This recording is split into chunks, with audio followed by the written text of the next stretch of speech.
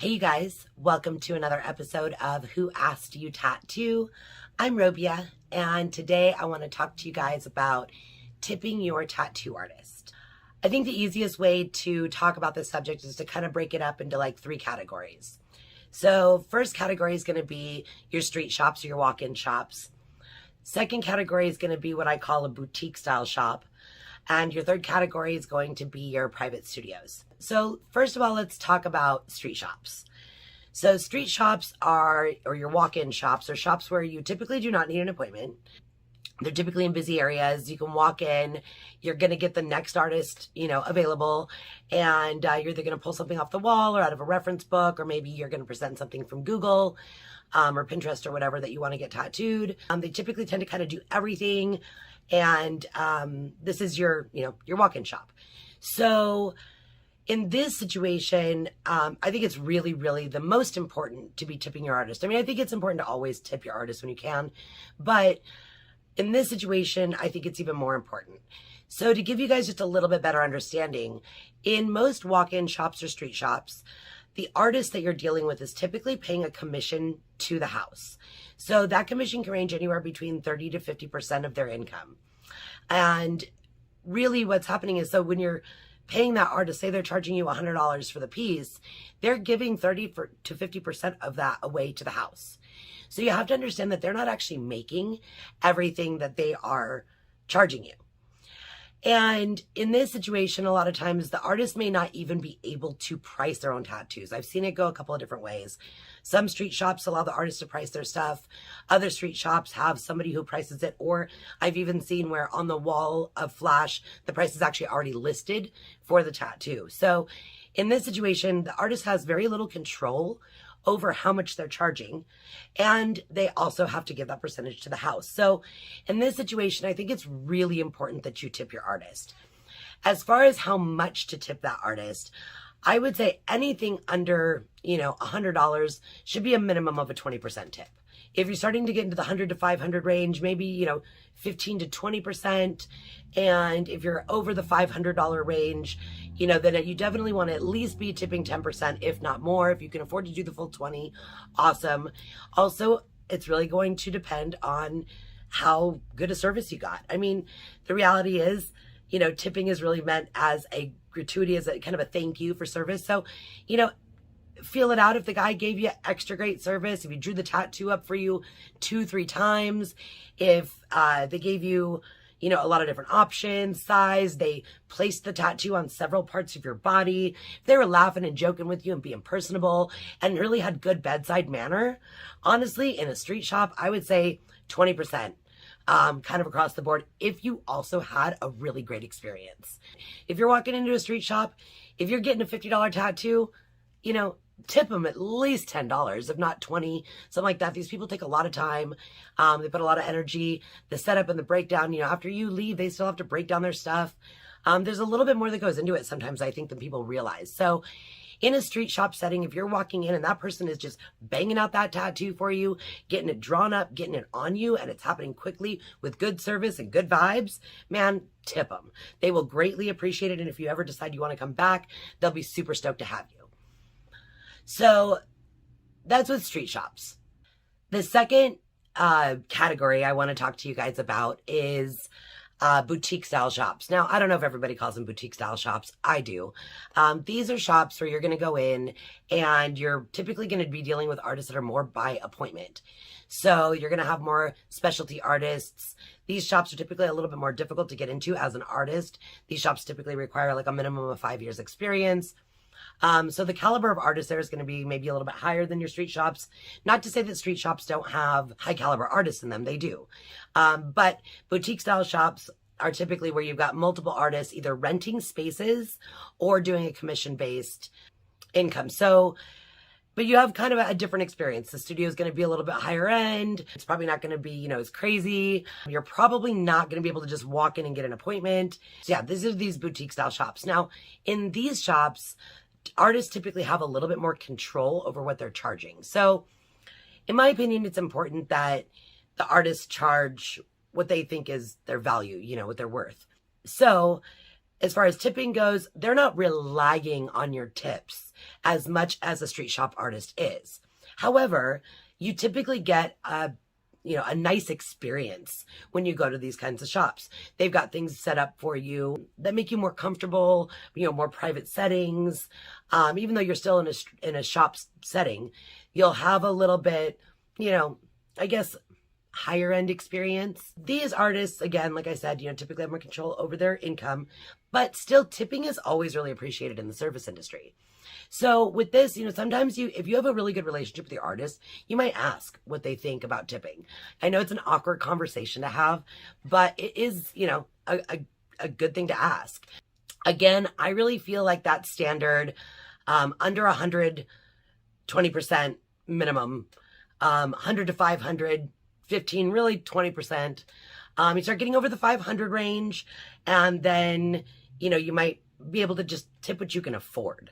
I mean, if you're dealing with $1,000 tattoo and you can afford a $200 tip, do it. Especially, again, if you want to go back to that artist on a regular basis, they're going to be really stoked to have you. And I think that goes for any service, right? When I go get my hair done, I tip fat. I tip a minimum of 20% when I get my hair done, or my nails, or any other service, because I want that person to be happy when they see me. I want them to put me at the front of their line. I want them to put me at the beginning of their books.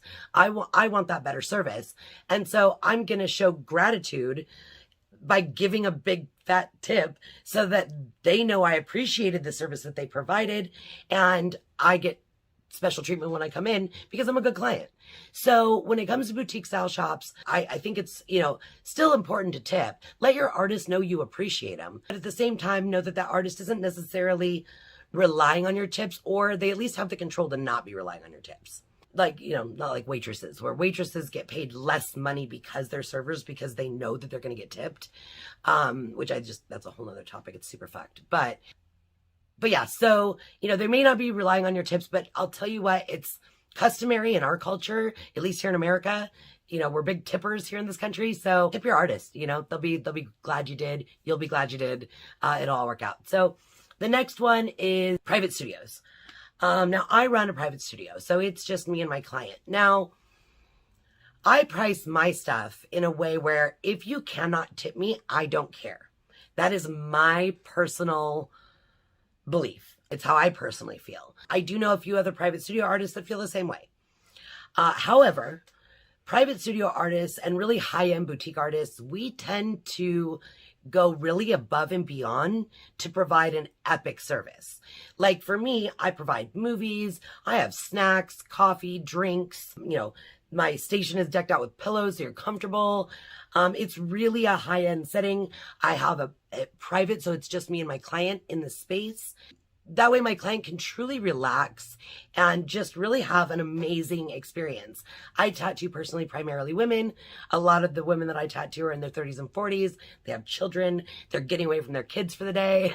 And so it's really nice for them to be able to just watch what they want to watch on TV and enjoy a peaceful day of getting something beautiful put on their body. But it's a little bit more relaxed than like a spa setting where you're kind of stuck in these positions. I mean, you are stuck in positions, you're getting tattooed, but at least it's a little more laid back. So in this situation, I'm providing an epic service, going above and beyond the minimal requirements of what I am providing to my clients as just a tattoo service. So in this situation, and honestly, I believe that the rule of thumb still applies. I personally don't do any tattoos that are under $750. I have a 3-hour minimum. I charge $250 an hour. So that range of, 20, 15, 10%, that kind of stuff doesn't really apply to a lot of private studio artists.